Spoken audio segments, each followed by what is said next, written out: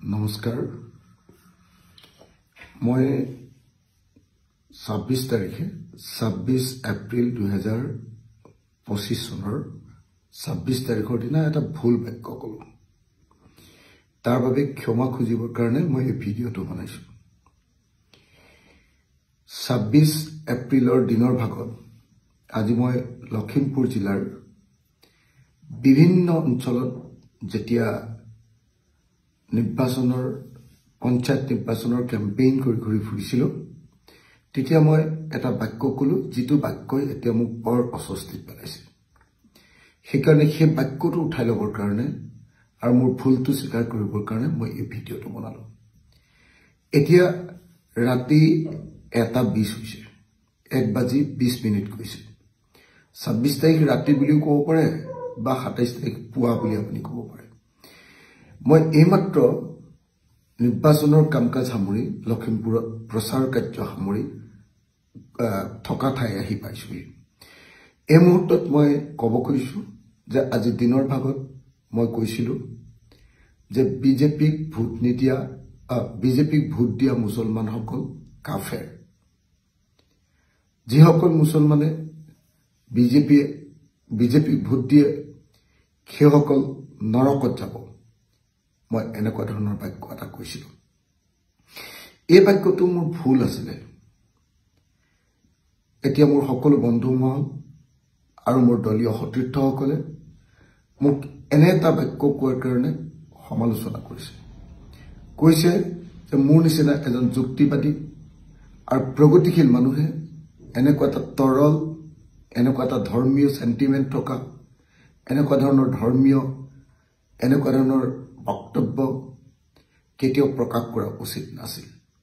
এয়া অযুক্তিকৰ বক্তব্য আৰু এটা ধাৰ্মিক মানুহে কোৱা ধৰ্মক লৈ ধৰ্মভীৰু মানুহে কোৱা কথাৰ বাহিৰে আন একো নহয় বুলি মোক প্ৰত্যেকজন মোৰ সতীৰ্থ যিসকল মোৰ আদৰ্শগতভাৱে ভাল পায় সেইসকলে মোক সকলোৱে সমালোচনা কৰিছে সেইকাৰণে এই মুহূৰ্তত মই সমগ্ৰ অসমবাসী ৰাইজৰ ওচৰত ক্ষমা বিচাৰিছো যে মই এটা ভুল বাক্য কৈছিলো যিটো ভুল বাক্য মোৰ মুখেদি ওলোৱাটো উচিত নাছিল মই কৈছিলো যে যিসকল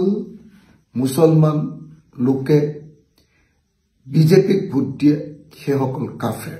সেইসকল নৰকলৈ যাব এনেকুৱা ধৰণৰ আল্লাহ তেওঁলোকক শাস্তি দিব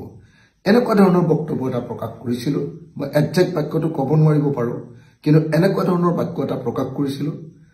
আসলতে গোটেই দিন ৰাত যোৱা কিছুদিন ধৰি একেৰাহে প্ৰচাৰ চলাই থকাৰ কাৰণে মই যথেষ্ট এনেকুৱা ধৰণৰ প্ৰত্যেক দিনাই 20খন 25খন মিটিঙত এনেকৈ ভাষণ দি থকাৰ কাৰণে আকস্মিকভাৱে চিন্তা নকৰাকৈ এনেকুৱা ভুল বাক্য এটা কৈ পেলালো সেইকাৰণে সকলো ৰাইজে মোক ক্ষমা কৰিব আৰু মোৰ সতীৰ্থ যিসকল বন্ধু দলৰ যিসকল সতীৰ্থ যিসকলে এই বাক্যটো কোৱাৰ কাৰণে মোক বেয়া পাইছে মই অযুক্তিকৰ কথা কৈছো বুলি কৈছে মই ধৰ্মীয় চিন্তাৰ কথা কৈছো বুলি কৈছে মই প্ৰগতিশীল চিন্তাৰ পৰা আঁতৰি গৈছো বুলি যিসকলে কৈছে মই তেখেতসকলৰ ওচৰত ক'ব কৈছো যে মই নিশ্চতভাৱে ক্ষমা প্ৰাৰ্থনা বিচাৰিছো মোৰ ভুল হৈছে মই এনেকুৱা বাক্য কোৱা উচিত নাছিল মই ভৱিষ্যতে এনেকুৱা বাক্য নকওঁ গতিকে সকলো পক্ষকে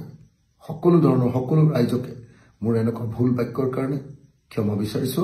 আৰু মোক ক্ষমা কৰি দিবৰ কাৰণে আপোনালোকক আহ্বান জনাইছো ধন্যবাদ জয় অসম